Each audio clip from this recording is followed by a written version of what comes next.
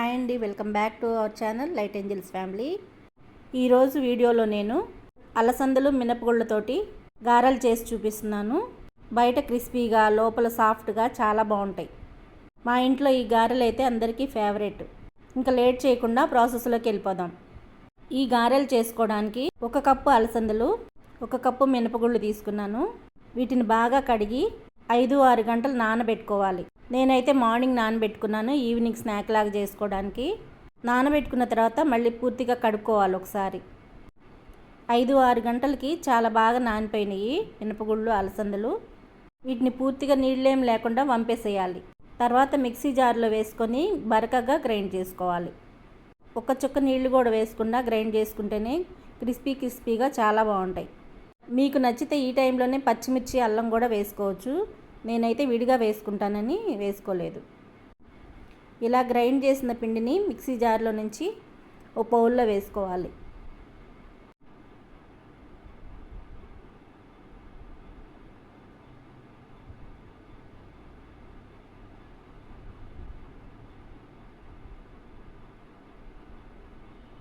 మొత్తం అంతా బౌల్లో వేసుకొని పక్కన పెట్టేసుకోవాలి.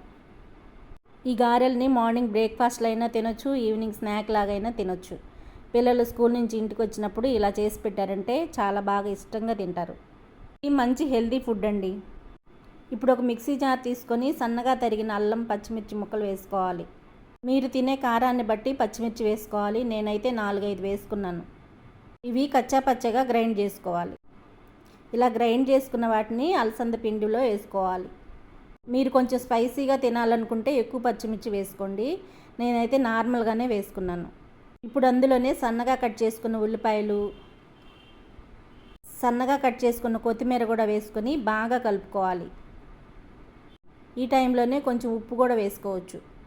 మీకు ఇష్టమైతే పసుపు, జీలకర్ర కూడా వేసుకోవచ్చు. నేనైతే వేసుకోవట్లేదు. ఈ పిండిని 1 నిమిషం పాటు బాగా కలుపుకోవాలి. ఉల్లిపాయ ముక్కల్లో నీరు బాగా బయటకు వచ్చే వరకు బాగా కలుపుకోవాలి. ఒకసారి టేస్ట్ చూసుకొని ఉప్పు ఏమన్నా తక్కువైతే వేసుకోవచ్చు. మీకు నచ్చినట్లయితే పసుపు, జీలకర్ర కూడా వేసుకోవచ్చు. ఇప్పుడు పల్చని క్లాత్ తీసుకొని బాగా తడిపించుకోవాలి. కాటన్ క్లాత్ మాత్రమే తీసుకోవాలి. మన పాన్లో ఎన్ని సరిపోతాయో అన్ని గారెలు ఒత్తుకోవాలి, పల్చగా ఒత్తుకోవాలి.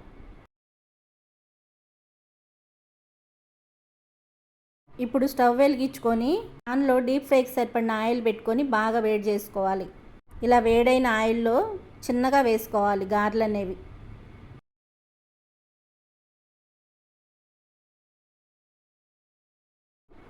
ఇలా ఒకవైపు కాలిన తర్వాత రెండో వైపుకి తిప్పుకోవాలి. ఈ గారెల్ని మీడియం ఫ్లేమ్ మీద పెట్టుకొని వేయించుకోవాలి. అప్పుడైతేనే బాగా వేగుతాయి అన్నమాట.